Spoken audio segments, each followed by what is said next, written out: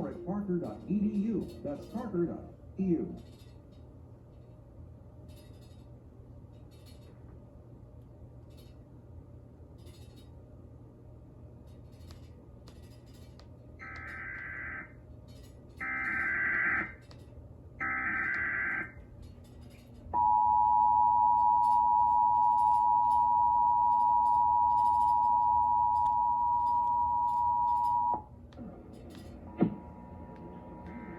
This is a test of the National Emergency Alert System. This system was developed by broadcast and cable operators in voluntary cooperation with the Federal Emergency Management Agency, the Federal Communications Commission, and local authorities to keep you informed in the event of an emergency. If this had been an actual emergency, an official message would have followed the tone alert you heard at the start of this message. No action is required.